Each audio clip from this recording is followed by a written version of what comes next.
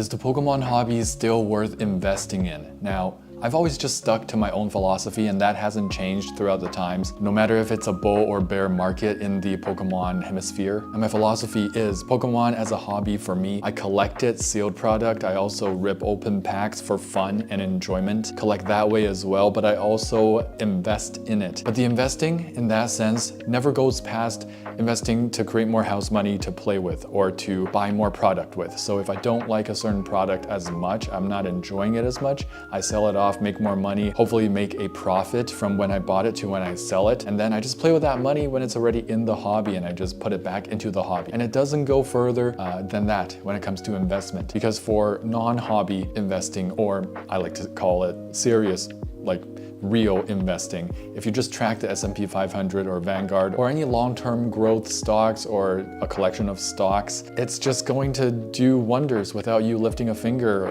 without you having to grind your butt off trying to buy product at a less rate and then sell it at a higher rate later on in the future. Thousands upon thousands of dollars are gained each year in the stock market if you just buy some S&P 500 or Vanguard without lifting a finger, and it's not even a managed account. It just grows by itself. This is tried and true. No effort from you except for the initial investment and how you got that investment to invest in the first place. Instead of putting it in Pokemon and taking that seriously, you literally just get more money by putting it into the S&P 500 or even Bitcoin. This video is not financial advice, it's just entertainment purposes only. But I bought Bitcoin a few years ago and I didn't do a darn thing about it other than buying it and holding it.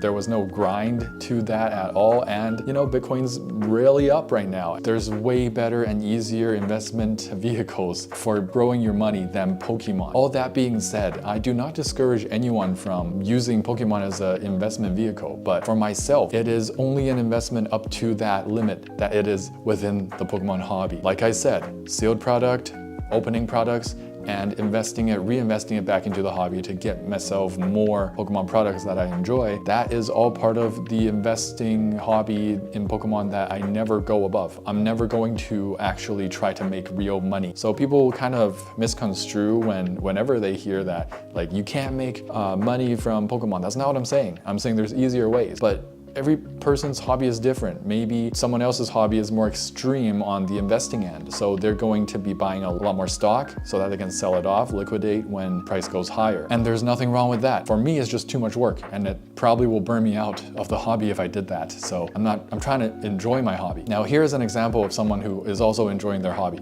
This is a good example of just a collector.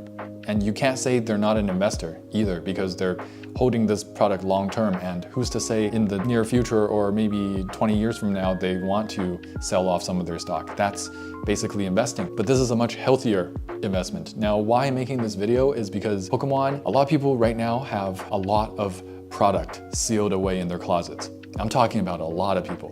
Gone are the days where, like, if you had the foresight of not opening your fossil or first ed booster box, and now you can sell it for times thousands % more markup than you did when you purchased it. You make 1,000+% returns. Gone are those days, okay? Because Pokemon has hit social media so hard. Pokemon has influenced so many people. There's people who are running the social media site or social media accounts of these Lions games and these huge sport games.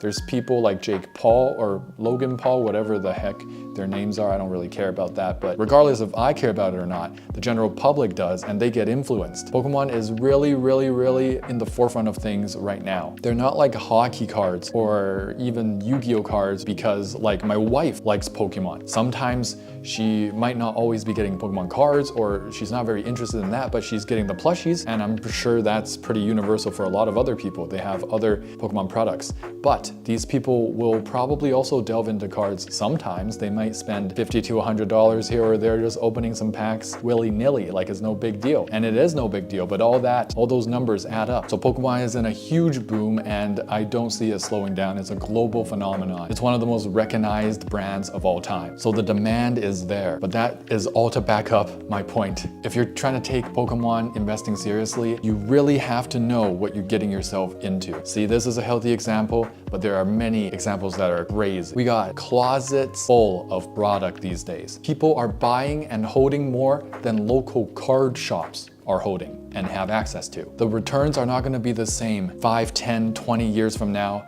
than from 20 years before us. There is so much scarcity in those past sets than now. Nowadays, a booster box ETB packs, there's just so many of them. So for people who are holding like 1 or 2 boxes or packs and they're like, should I sell it? Should I hold it sealed? Should I rip it? Just know that there are thousands upon thousands of the same products that everyone seems to be holding. So to answer those questions, you really have to know yourself. For me, I obviously know what I'm in this hobby for. For this guy knows what they're in the hobby for as well. It's a personal collection, they're holding it, but they know what they want. For people who are thinking that if they hold it, they will get the same returns as if they were holding a fossil and selling it today. If they're holding Surging Sparks or the upcoming Prismatic Evolutions, that's not gonna happen, not even in 20 years, because there is just too much product being held these days, being sold out. The printer at Pokemon Company is going crazy. They're printing as much as they can and it's still getting sold out.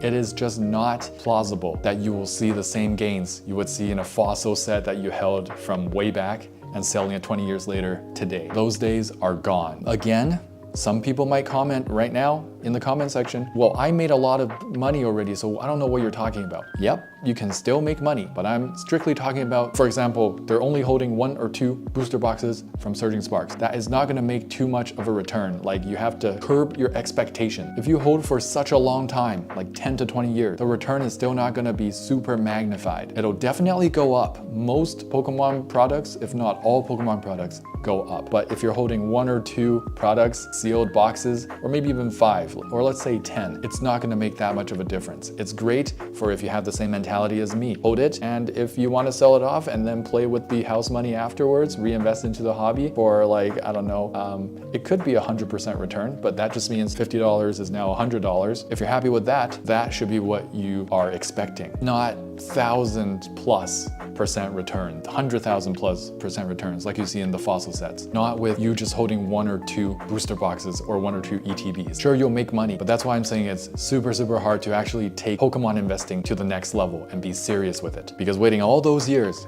you could have been doing something else and working way less hard for a really stable amount of money being increased in your stock market portfolio. These people with full closets of ETBs and booster boxes and other booster bundles of our modern sets, those people will indeed make more money. But even they have some massive issues. Because if we're talking about the same thing, okay, sets from 20 years ago versus sets from 20 years in the future, what's one thing that they will probably have in common? Liquidity of sales, which means they're going to have liquidating issues. If you look at sales from fossil sets and first ed sets and just any older sets that are really expensive, you do not see that many sales. So these people, how are they going to offload? First of all, it's gonna start with, and it's already happening, it's scalper to scalper right now. That's how liquidation's working. But later on, when these sets are supposedly going to appreciate by a lot, people are not going to be able to afford buying all that. Moving all that product is a huge headache in and of itself. That's why the Pokemon hobby being taken as a serious investment, it's such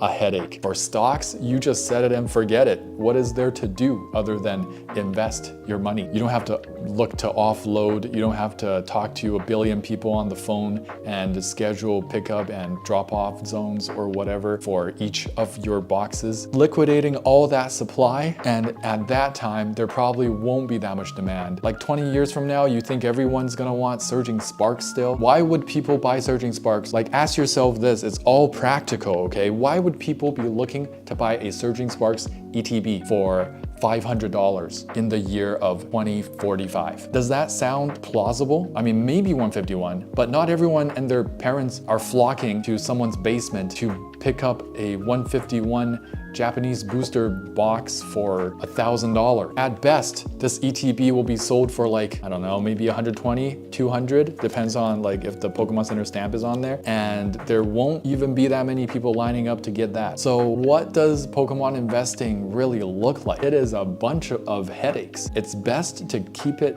at least for me, not telling anyone how to live their lives. I'm just going off my own thing. It's not even financial advice, it's for entertainment. It's best to keep it like this guy right? Or like myself, I guess. It's much more manageable. You're not trying to liquidate impossible things, impossible products to liquidate. Not saying they're not hot commodity, they are, but there's just not that many people in 20 years willing to give you that much money for a box. There are so many sets coming out. Will Surging Sparks stay that relevant? You're like the top 20, top 10% of Pokemon collectors dishing out that much cash for some cardboard. So when we ask other people, like, should I hold it sealed or should I rip it? Should I sell it now? What are your actual goals and what do you actually enjoy in this hobby? All the power to you if you enjoy that grind, because I mean, Pokemon is fun, right? Investing in Pokemon and taking it to the next level, actually being a Pokemon investor, and that's your main vehicle of investment, that could be fun to some people. Maybe they won't burn out. But for the majority of us, I know that if we take it that seriously, buy thousands of products and just try to liquidate them 10 to 20 years in the future, like, that's insane. Now, some people are like, hey man, but what if we just sell our products off right now? That's also investing, right? We buy a whole bunch of products and then we sell it for higher on Marketplace and other things. That's called scalping. And I would argue those other people that are buying so much product and then holding it and then trying to sell it off in the future in 10 to 20 years is low-key just long-term scalpers. But it's not so black and white. There are so many different kinds of people out there in the world. There's so many people that live in so many different ways and have different ethics and morals. They have different priorities. So it's hard to say. I hope this video gave you some insight on investing and Pokemon and, I don't know, projecting to the future. I think is a neat thing to think about. How much would you be willing to spend in 2040, 2035 for a Surging Sparks ETB? And if you're not willing to spend that amount of money, then you should also assume that most other people, except for like the 1%, 5%, top 5% Poke collectors, only those people are willing to dish out a price higher than what you are willing to dish out. Realistically, do you think these people holding on to thousands of products, can they offload that product at all with ease? Is it gonna be a struggle? Is it gonna be like after holding it for 10 years, they only had a 25% return because they had to keep the price low so that people are actually willing to buy it? So many things to think about. And at the end of the day, I just know that I am enjoying the heck out of this hobby because of the way I approach this hobby. And I talked about that all throughout this video. Thank you guys for watching. If you have any comments, if you have any thoughts, I would love to hear it in the comments below. I watch or read every single comment, and I will see you guys next time. Cheers.